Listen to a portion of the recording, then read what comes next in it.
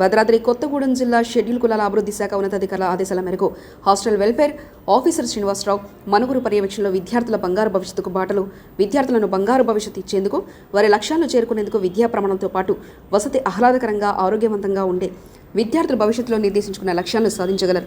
అందులో భాగంగా మనుగురులోని social welfare వెనుకబడిన తరగతుల వసతి గృహం ఎస్సీ వెల్ఫేర్ హాస్టల్ శ్రీనివాసరావు పర్యవేక్షణలో విద్యార్థులకు ఉదయం చక్కటి బ్రేక్ఫాస్ట్, మధ్యాహ్నం 2 రకాల కూరలు, పప్పు, స్నాక్స్, గుడ్డు, రాత్రి డిన్నర్ చక్కగా ఏర్పాటు చేస్తున్నారు.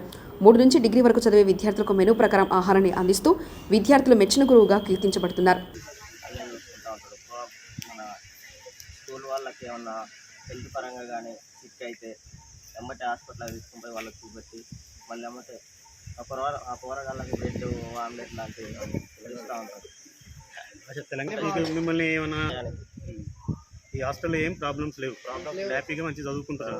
స్కూల్ పోయి కాలేజ్ పోయి ఇక్కడ కూర్చొని మంచిగా ప్రశాంత వాతావరణంలో చదువుకుంటారు. ఎటువంటి ఇబ్బందులు లేవు మీకు? లేవా? నిజమేనా? ఓకే. ఎలా ఉంది హాస్టల్?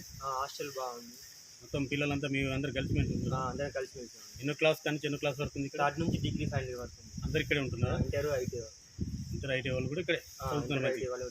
ఈ ఫెసిలిటీ అన్నీ బాగున్నాయి. ఫెసిలిటీ బాగుంది. ఇటు కెమెరాకి చూడు.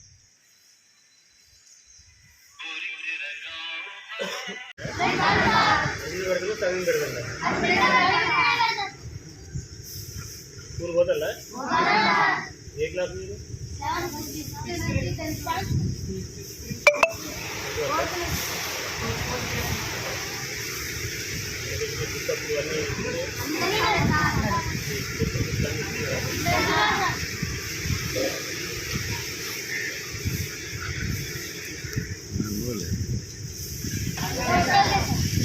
అన్నీ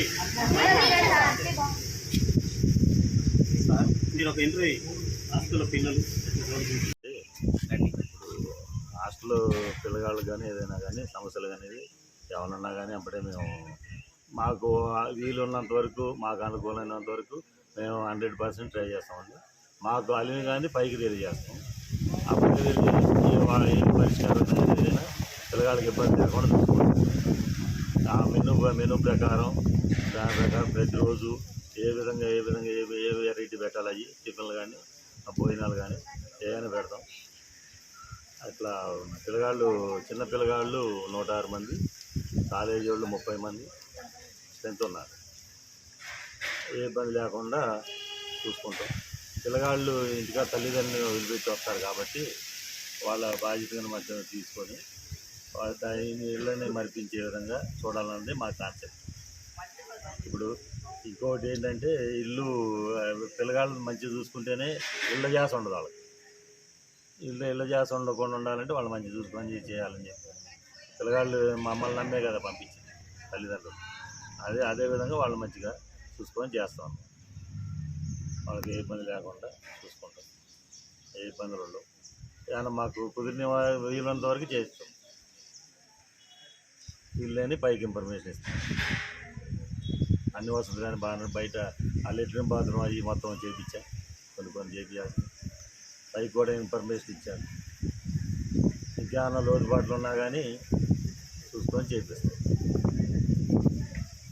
థ్యాంక్ యూ అండి.